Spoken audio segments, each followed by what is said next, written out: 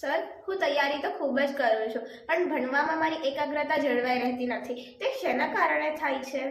આ પ્રોબ્લેમ સામાન્ય રીતે દરેક વિદ્યાર્થીઓને સતાવતો હોય છે. હવે જેવી રીતે કોઈ પણ મશીનરીને ચલાવવી હોય તો પાવરની જરૂર પડે છે, તો એવી જ રીતે આપણા મગજને પાસે પણ કામ લેવું હોય તો એને પોષક તત્વો ખોરાક તરીકે આપવા પડતા હોય છે.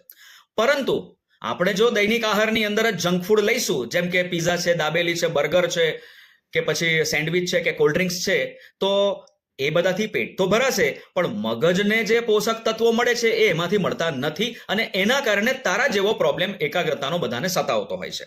તો આવા સંજોગોમાં આપણે ખાવું જોઈએ વિટામિન બી અને સી થી ભરપૂર ખોરાક. હવે વિટામિન બી માં જનરલી આવતું હોય છે B1, B2, B3, B6, B12, અને આ વસ્તુ મળતી હોય છે આપણને મુખ્યત્વે દૂધ છે, પોલિશ વિનાના ચોખા, દાળ, ઘઉં, લીલા શાકભાજી વગેરેમાંથી. અને વિટામિન સી નો સ્ત્રોત છે ખાટા ફળો, જેમ કે આમળું, મોસંબી, નારંગી, લીંબુ વગેરે વગેરે. હવે આ બંને વિટામિનનું કામ શું છે આપણા મગજ માટે?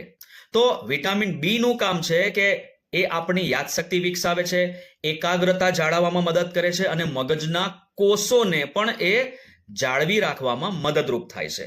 અને વિટામિન સી એનું મુખ્યત્વે કામ છે કે આપણે ભણવામાં કોઈ પ્રકારનું ટેન્શન લીધું હોય, એનાથી આપણે હતાશ થઈ ગયા હોય, તણાવ લીધો હોય, ચિંતામાં આવી ગયા હોય, કે કોઈ બાબતથી નિરાશ થઈ ગયા હોય, તો એના કારણે આપણા મગજને જે નુકસાન પહોંચ્યું હોય છે એમાં એ રાહત આપવાનું કામ કરે છે. તો આજથી જ તમારા ખોરાકમાં વિટામિન બી અને સી વાળો ખોરાક લેવાનું ચાલુ કરી દઈશું ને, તો આવો પ્રોબ્લેમ આપણને આવશે નહીં.